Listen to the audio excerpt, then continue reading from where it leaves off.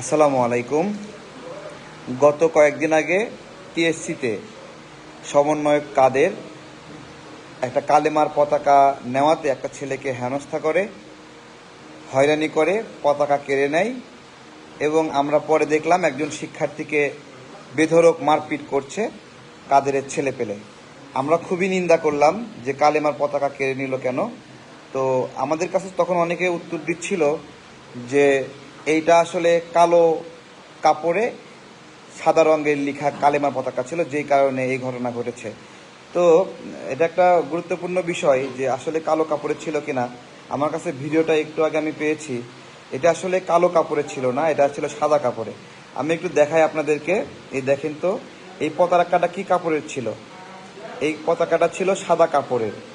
হ্যাঁ, সাদা কাপড়ের পতাকা থাকা সত্ত্বেও তাকে শাসাচ্ছে কাদের যে সমন্বয়ক, ওই যে ছেলেটা দেখছেন না, এই ছেলেটা শাসাচ্ছে তাকে। এবং এই টিএসসিতেই কাদের ছেলে পেলে একজন ছেলেকে বেধড়ক মারপিট করে এই কালেমার পতাকা থাকার কারণে। তো আজকে আমার যে প্রশ্নটা, যে আজকের প্রোগ্রামেও কালেমার পতাকা অনেকটা নিয়ন্ত্রণ করা হয়েছে।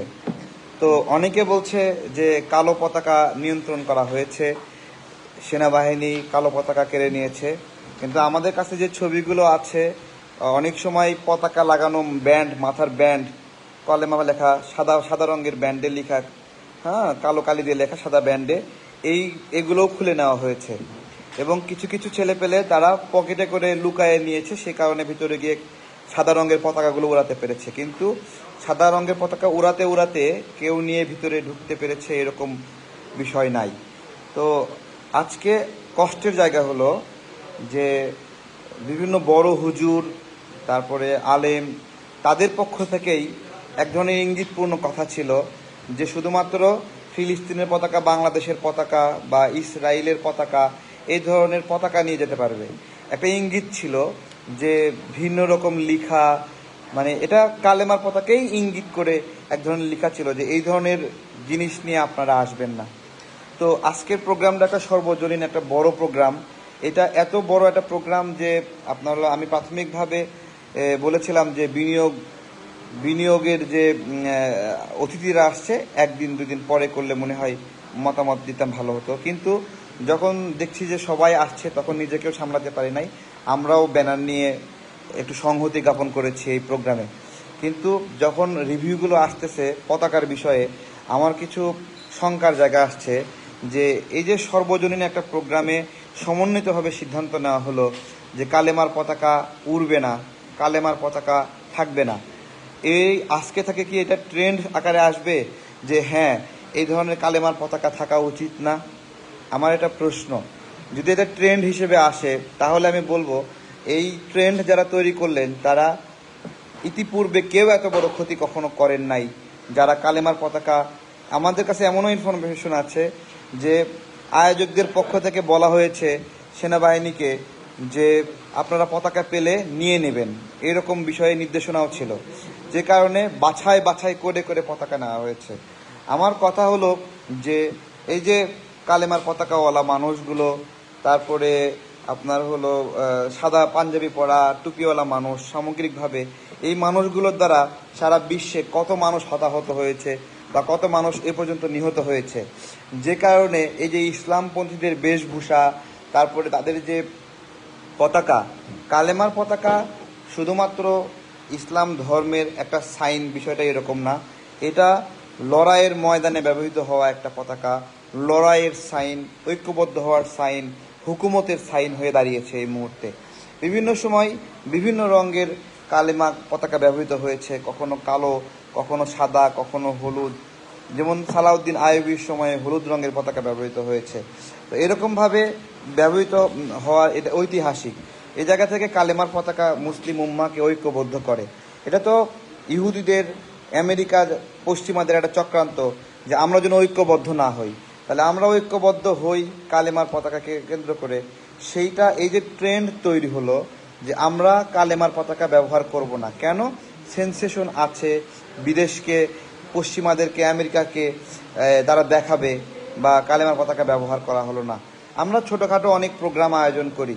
একটা প্রোগ্রাম আমাদের ছিল যে নারায়ে তাকবীর বলতে দেবে না। আমাদের আমজনতার দলের যে সংগঠন, এটা আপনার হলো পুরোপুরি ডানপন্থী একটা সংগঠন না, যে সবাই টুপি মাথায় দিয়ে ঘুরবে, পাঞ্জাবি দাঁড়িয়ে রাখবে, এরকম না।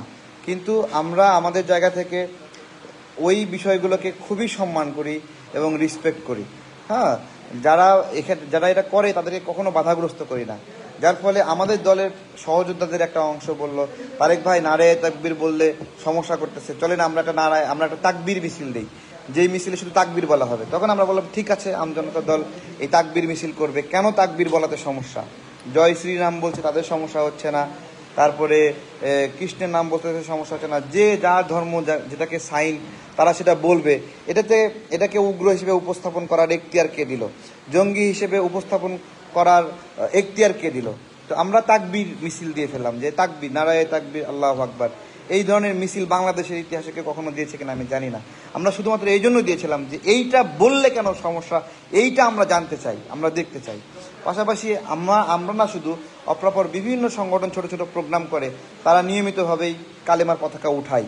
তো উঠায়, এটা একটা অভ্যাসে রূপান্তরিত হয়েছে, রীতিতে রূপান্তরিত হয়েছে। তো ইসলামপন্থীদের কোনো প্রোগ্রাম হলে এই পতাকাটা উঠবে। ঠিক আছে, এই যে আজকে নিয়ন্ত্রণ করা হলো, আমার প্রশ্ন হলো এই নিয়ন্ত্রণটা প্রশাসনের জন্য একটা ট্রেন্ড আকারে আসবে কিনা, একটা রীতি হিসেবে আসবে কিনা, যে এখন থেকে এটা নিয়ন্ত্রণ করাই হবে। এইটা হলো আমার আতঙ্কের বিষয়। ঠিক আছে, তো আপনার হলো এইটা, আর সব কিছু অনেক সুন্দর হয়েছে, অনেক সাধুবাদ জানাই, সুশৃঙ্খলভাবে হয়েছে। কিন্তু পতাকা কেড়ে নেওয়াটা আমার কাছে মনে হচ্ছে যে পতাকার অস্তিত্বের উপরে একটা আঘাত, এবং এই ট্রেন্ড সামনে একটা আগ্রাসন চালাবে, যে এখন তাকে আর পতাকা কোনো প্রোগ্রামে ব্যবহৃত করতে পারবে না, এবং পতাকা ব্যবহার করার কারণে গ্রেপ্তার করা বৈধ হবে, পতাকা ব্যবহার করার কারণে হ্যারাসমেন্ট করা বৈধ হবে। এই যে, এবং এইটা স্বীকৃতি পেল কিছু সেলিব্রিটির কাছ থেকে, কিছু ওস্তাদের কাছ থেকে, তাদের নির্দেশনার কারণে। আমি তাদেরকে বলবো যে আপনারা যে গুনাহের কাজ করেছেন বা যেই রীতি পরিবর্তন করেছেন, আপনাদের উচিত শুধুমাত্র কালেমার পতাকা নিয়ে একটা প্রোগ্রাম করে এই সংকটটা কাটানো। কারণ আপনাদের এই ট্রেন্ডের কারণে সামনে যেই প্রোগ্রামে হবে, আল্লাহ না জানুক কত মানুষকে হয়রানি করা হয়, কত মানুষকে টেনশনে ফেলানো হয়। রীতিমতোভাবে বাইতুল মোকাররম থেকে আমরা প্রোগ্রাম হলেই 2-4টা পতাকা রাখি। আপনার হলো পতাকা বিক্রি করার কারণে অ্যারেস্ট করা হয়েছিল, এরকম ঘটনাও ঘটেছে। হ্যাঁ, তো আপনার তার মানে এখন থেকে এই পতাকা যদি বিক্রি না হয়, তাহলে পতাকা পাবে কোথায় মানুষ? বিষয়গুলো আপনারা বিবেচনার সাথে দেখবেন। আমি মনে করি যে এই জায়গাগুলো আয়োজকদের ক্লিয়ার করা দরকার, যে আপনার কেন তারা এটা করেছে। আমেরিকা খারাপ দেখবে, আমেরিকা তো আমাদেরকে খারাপ হিসেবেই দেখে। টুপিওয়ালা মানুষ মিছিল করলে আমেরিকা খারাপ হিসেবে দেখবে। তো প্রথম আলোর সামনে টুপি মাথায় দিয়ে আমাদের ভাইরা প্রোগ্রাম করছে, ওরা খারাপ হবে। ও মৌলবীরা বাংলাদেশের নাগরিক না, না গেরুয়া পতাকা নিয়ে মিছিল করা যাবে, মৌলবীরা সাদা পতাকা, কালেমা পতাকা এগুলো নিয়ে মিছিল করতে পারবে না। তো এই যে একটা সামগ্রিকভাবে আমেরিকার চাহিদা পূরণ করা, ইহুদিদের চাহিদা পূরণ করা, ইউরোপীয় দেশদের চাহিদা পূরণ করা, যে তারা মন খারাপ করবে কালেমার পতাকা দেখলে, এই যে চাহিদা পূরণ করা, এই চাহিদা পূরণটাকে আমি মানে হলো ইসলামিক কালচার, সংস্কৃতির উপরে আঘাত বলে মনে করছি। কাদের যে পতাকা নিয়ে মিছিল করার কারণে এদের শাসাচ্ছে, এই যে হুমকি দিচ্ছে কালেমার পতাকা সরাও, ওই দিন আমরা সবাই নিন্দা করছি যে সে কেন এই হ্যারাসমেন্টটা করলো। তো এখন তো আমার মনে হচ্ছে আমি ভুল পথে ছিলাম, কাদের সঠিক পথে ছিল। আসলে কি কাদের সঠিক পথে ছিল? আপনাদেরকে জিজ্ঞাসা করে গেলাম। আসসালামু আলাইকুম।